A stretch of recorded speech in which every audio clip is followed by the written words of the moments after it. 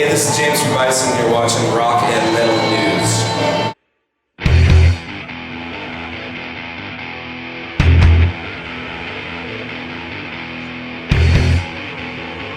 Hey guys, this is Ron from YouTube's Rock and Metal News, and we are at the Rickshaw in Vancouver with the James from Bison, aka Bison BC.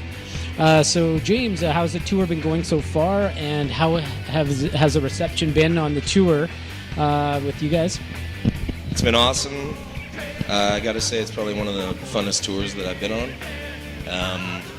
Everyone on the packages, they're great dudes, and everyone's getting along and drinking a lot of bourbon.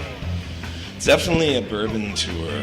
I'm drinking a lot of Jim Beam, so which is a good thing. So yeah, it's been awesome, and people are stoked everywhere. The crowds have been really good, and we're getting a lot of love. So yeah. Great, that's awesome, man. So we get lots of, because we're from Vancouver, we get tons of emails and questions about, what's 3 Inches of Blood doing? What's Bison BC doing? Are they working on something new? Are they working on something new? So I usually hold this till the end, but I have to ask it first because we get so many inquiries. What is Bison BC doing?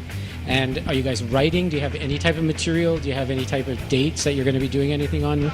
Well, we got a new drummer at the beginning of the year, so we've been sort of concentrating on that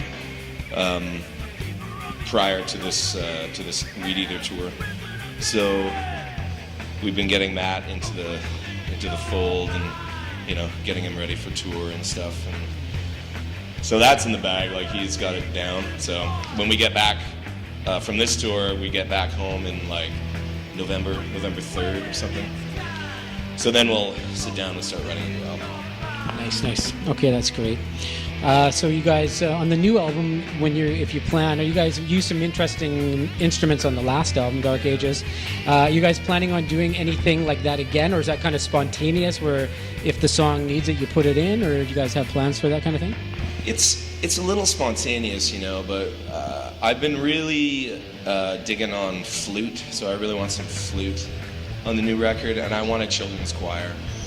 So those are the two ones. Sounds good, man. That's what the new Machine Head put on their last song of their new album. We got some children's choir in that. Yeah.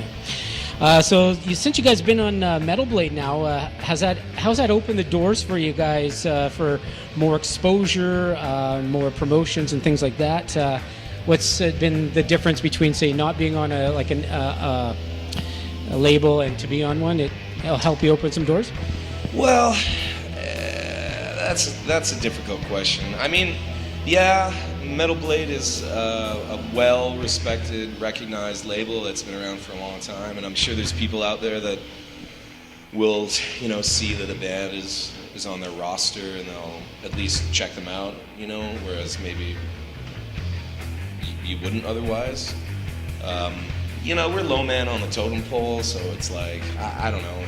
They're cool, and they do a good job as far as putting out our records and stuff, and their reputation helps us for sure. But it's like it's fucking music business, man. It's all bullshit. So, yeah, that's what most of the guys say, man. Awesome. Okay, so now when you guys are writing, just a question with the way you write your songs, do you guys come in with riffs and then melt lyrics into the riffs and that, or do you guys usually have some kind of a concept sort of lyrically put down when you're approaching writing songs and that? No, lyrics are always after. The lyrics, like the songwriting and arrangement affects the feel of the song, which then dictates what the content of the song, the lyrical content. I mean, we're writing a really depressing, fucking, sad song, and so I'm not gonna write it about fucking riding my bike in the park. You know what I mean? Like it's sort of the music comes first, definitely, right, and then all the lyrical ideas that are constantly floating around my head will just gravitate towards certain songs. I'll get a gut feeling about it or whatever. Right on. Now, regarding when you're recording, your mixing involvement, do you guys leave that a lot up to the engineers? Are you guys, or a couple of the guys in the band, like yourself and that, are you guys involved how much in the mixing? Absolutely, 100%.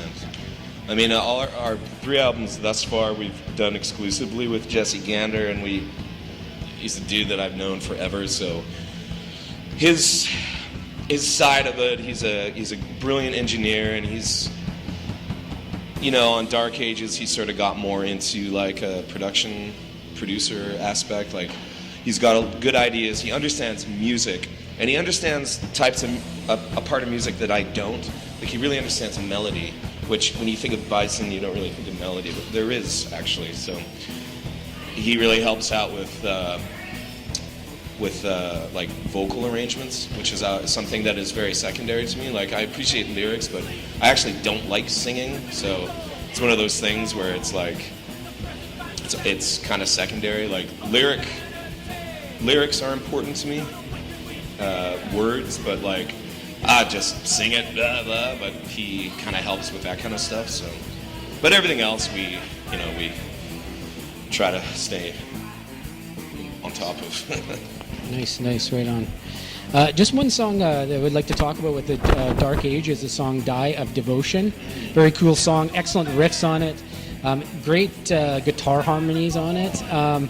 Could you just mention a bit about that song, sort of maybe how it came together, and Die of Devotion, and maybe, you know, just sort of the way that lyrics went. It's a cool name too. Yeah.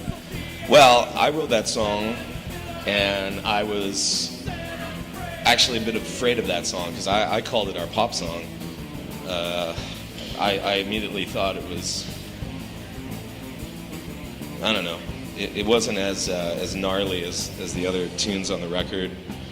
So when I'm faced with that, and you know, I still dug it, right, and the dude still dug it, and so lyrically I tried to make the lyrics super dark and gnarly, whereas to me that's like a pop song. So it's kind of like you have these kind of nasty lyrics over top this sort of really sort of melody, and like, you know.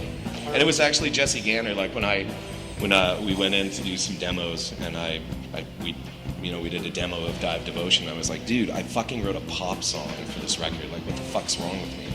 And he was like, maybe to you that's a pop song, but to average people, it's still heavy and like nasty and shit. So don't worry about it. So. Yeah, and the lyrics going along with it. Like, it was a good choice, man. It was a great tune. Caius is coming to town. So, do you guys feel the music that you guys are writing now? These bands that are used to do this kind of stuff are coming back in. Do you think they're seeing the guys like you guys pulling it off and kind of want to put their boots back on? Oh, I wouldn't say that, man. I think people want to play music, and they play music, and they've done it a while, they take a break, and they miss it, and they see that they can still do it, and they do it. And good for them, man. Like, I don't know, I'm almost 40, so I know, like, I'm not gonna, when is too old, or when is it not gonna happen? You know, like, it's Caius, man. Like, these tunes will live on forever, man. I'll go see fucking Caius. I don't care if Joss Hone's in the fucking band. Who gives a fuck? You know what I mean? Like, I don't give a shit. Great. You gonna make the show? When is it here? November. Late November? Yeah. Okay, yeah, I'll be around. Well, hopefully you can make it, man. Right on. Okay, so just to wrap it up here, man, thanks for your time. What kind of music are you listening to right now? That's, you know, what does James go home and listen to? I've been really getting into this band called the Pure Prairie League, which is like this kind of grassroots country band from the 70s, kind of like the Flying Burrito Brothers, Graham Parsons kind of shit. Fucking phenomenal players, man, and yeah, it's really good. We've actually been listening to a lot of CCR in the van. You know, when I'm on my own, man, like I'm listening to a lot of mellow music because I'm in a club night after night listening to just the gnarliest fucking shit, which I love. But I gotta take a break because you discover a lot about real songwriting from like a dude like John Fogerty and like Neil Young. Those are dudes that know how to fucking write a song. You know what I mean? So there you go. Excellent. Hey guys, this is Ron from YouTube's Rock and Metal News, and we're here at the Rickshaw with James from Bison, BC, and to pick up Dark Ages and Quiet Earth, man. Great albums. Dark Ages is on vinyl. Pick up the vinyl. All you guys, we always get questions about when's the vinyl come out. When's the vinyl? So Dark Ages is on vinyl. Pick that up, and thanks for tuning in.